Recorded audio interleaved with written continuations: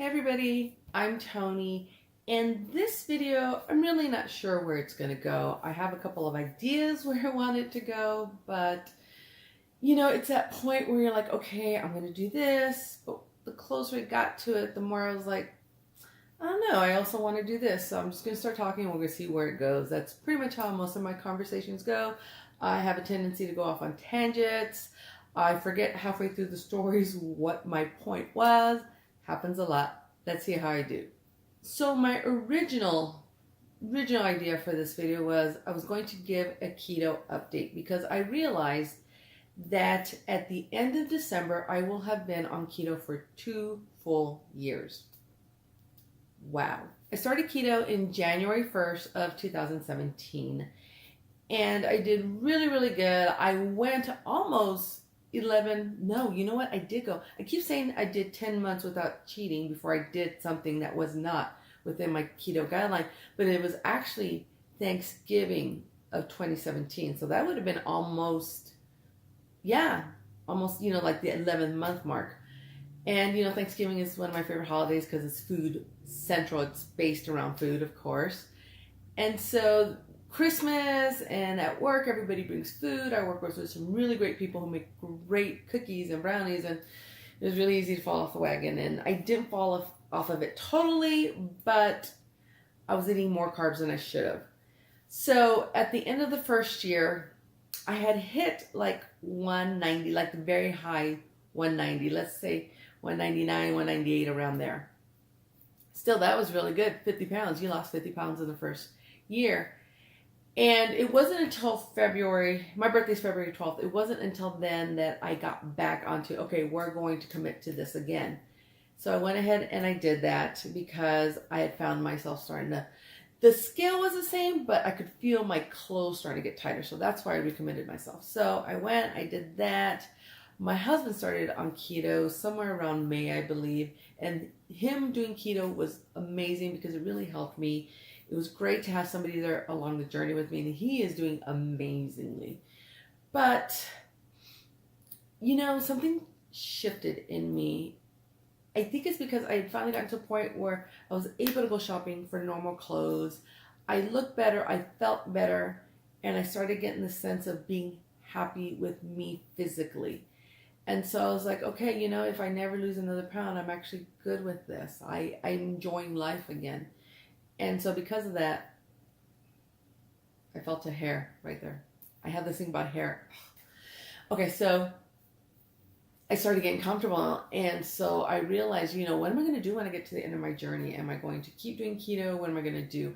I figured I would up my carbs. I would allow myself 50 to maintain because that's what I belong to a keto group. And that's what a lot of those people do. They go up to 50 to help maintain it. But I still wanted to lose some weight. I wanted to get back to 170. 175 was my first major goal when I started the whole keto thing. Okay, I hit 170. What do I do then? Well, let's try for 160, 150. I've told myself 150 is the absolute lowest I will go, mainly because of the fact that I am that person that I always weigh more than what I've looked. I've always been that way. Even when I was skinnier, I always weighed more. I would always tell people, oh, I weigh this much. And they'd look at me going, you're kidding me, right? You don't even look like you weigh that much. I don't know if it's because of muscle. I'm big boned. I don't know. I'm 5'6". And so I learned that 140, 150 was the weight where I looked good. At 150, I would fit into size 10. So that I felt good in that. So that is my goal. And then, also because I started at 250, that would be 100 pounds lost. So these past few months have been up and down for me. I have been trying so hard to stick to it, but I have been eating things I shouldn't. Like maybe once a week I let myself have a hamburger. And so what I did a couple weeks ago, okay, I'll have that hamburger, but I got to take off that bread. And I discovered new things, like you can go to Burger King and order a double cheeseburger with no bread. So Burger King came back into my diet. But I think one of the things that really was hard for me in these past few months is I'm a stress eater. I'm a stress eater and I'm pretty good at trying to deal with stress. I'm the kind of person that when something happens, okay, What's the problem? How are we going to fix this? What can we do about it? As long as I feel like I'm doing something towards it, I can feel like I have somewhat control, and I don't really stress eat then. But I do have something going on in my life right now, and this one's a pretty big thing. It's not because of my work. I actually changed jobs. I still work for the same company, but I changed the job within the company. Something brand new. I had been in my past job for ages, so it was kind of weird to start on, low man on the totem pole and work my way up. I still do bits and pieces of my old job, but it was kind of hard to all of a sudden start up. But I enjoyed it because it was a challenge. It was something different, and I do need that challenge every day. And so I do like that. It was stressful, but I could deal with that stress. I could. But for me, this is something, and I don't want to go too much into detail, but basically, I have gone down this path before with someone who I will name Person B.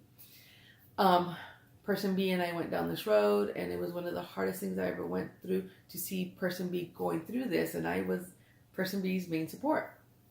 And so now we're going through something similar to it, but we're going through it with Person A. Person B and I are going through it, and it's different because Person B gets to see it from what was my point of view. And it's great because Person B has insight to help Person A, but it's hard because Person A is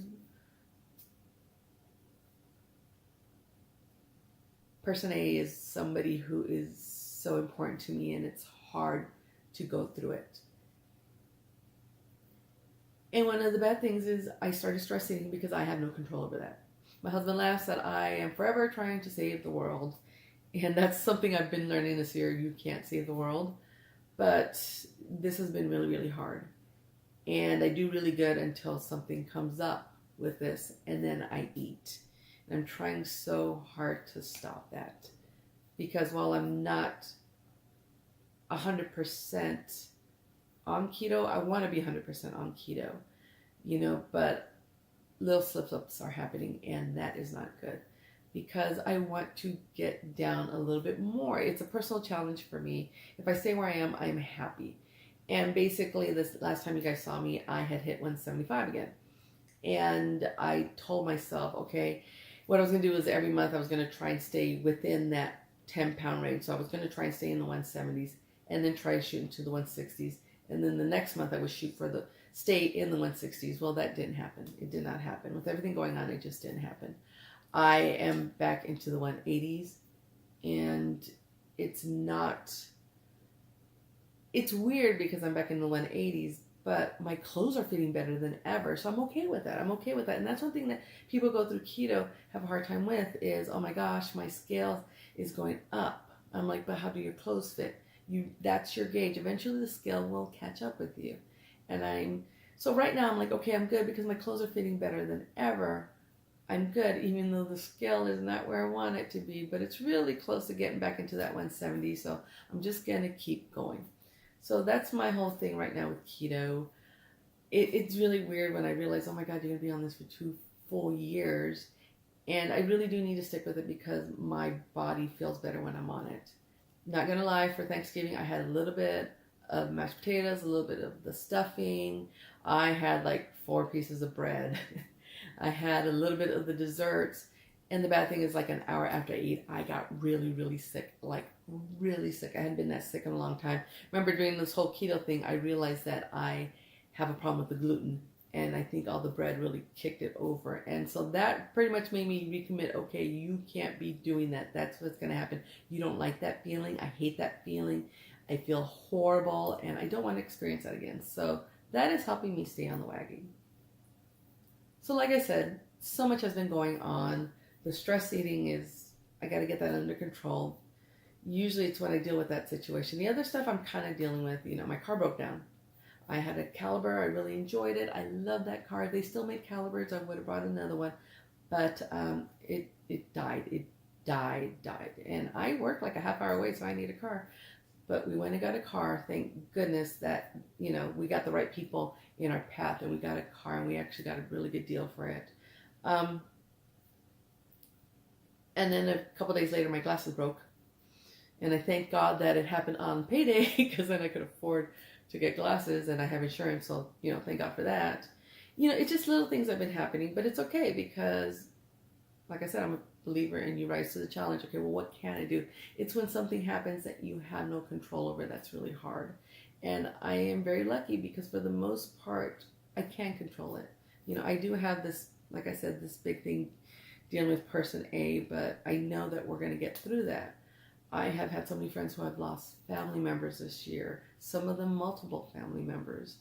I have had such bad things happen to friends, and I just feel so bad because, a lot of these people are like me in that, okay, well, as long as they feel like they can do something about it, they're good. But in some people's cases, they can't because it's someone else. And that's the hard part. And so I think end of the year, you're reflective and okay, I'm in a good place because I have my family, I have this, I have that. And that's what we need to think of at this point in the year. And I guess this is going into a reflective video. See, tangents. I go off on tangents. But keto is what I wanted to talk about mainly. Kind of like a keto update. We're going to try different things with keto this year. We're going to try different foods. I have a friend who made us a spaghetti squash and made spaghetti sauce and everything, but with spaghetti squash, and that was delicious. Let me tell you, I may make a video on that, how to make it. I love it. 2 thumbs up. Really enjoyed it. Let's see. There were some other things I wanted to talk about, but you know what? I think I'll save that for another video because I don't want that big of a video because you gotta edit it takes forever to upload. But keto for the most part. I do have some friends who were asking me about loose skin. If you guys are interested in a video on loose skin, comment down below. I think I am going to make it, but do you guys have any specific questions about it? Been getting asked a lot about stretch marks and loose skin, and yes, it does happen, but you know what? I'm healthier and I'd rather have that than, you know. That is my